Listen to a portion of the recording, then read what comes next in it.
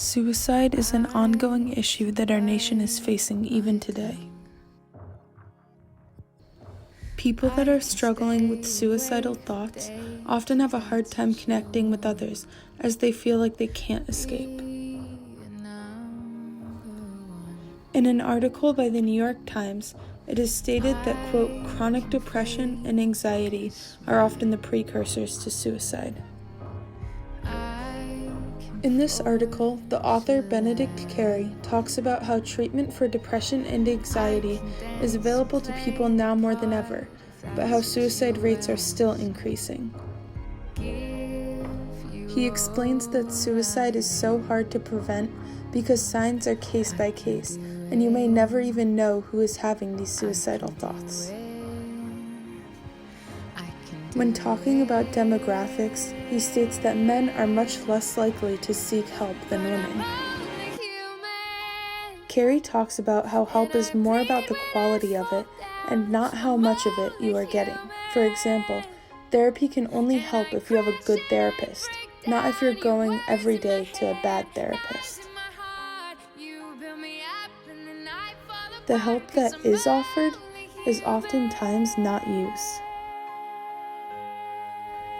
Carey also says that for most people, committing suicide is quite an, quote, impulsive act.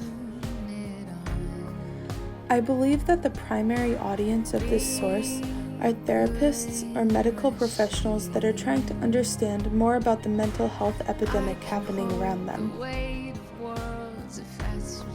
I believe that the secondary audience of this source are people struggling with depression, anxiety, or suicidal thoughts, and the families and friends of those people. Suicide was a problem during Hamlet's time and is still a problem today. As said before, men often don't seek help for their mental health problems.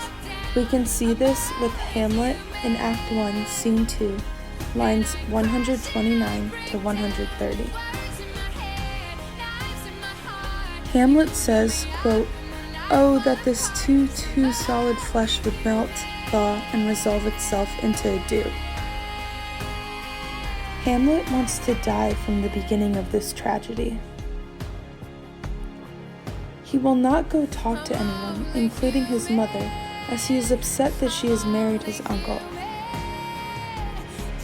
Hamlet throughout the play brings up killing himself or wanting to be dead because of how sad he is about his father's murder.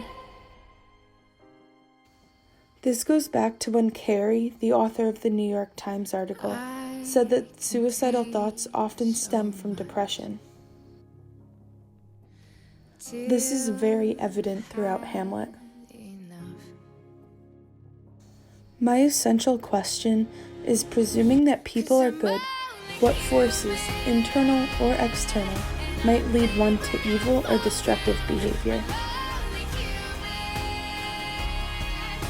We can see that in both Hamlet and in the article, that depression is an internal force that causes the destructive behavior of suicide.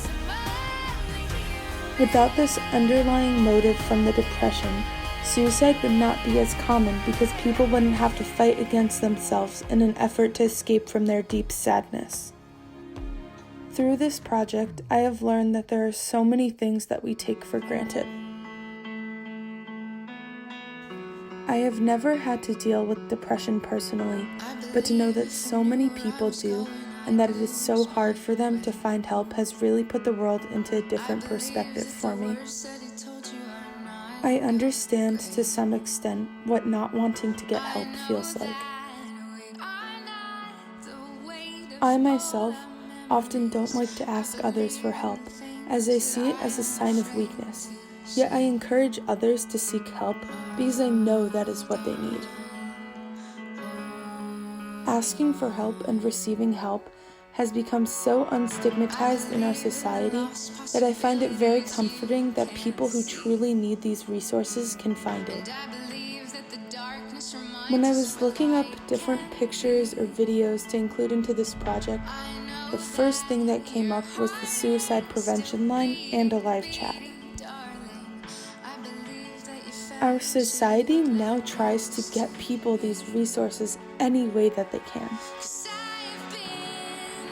Unfortunately, it is still not enough, and what I have learned through this project is that knowing there is help doesn't automatically mean that someone will reach out and take it. I have learned that we as a whole need to do more to get resources to people if we want to help them.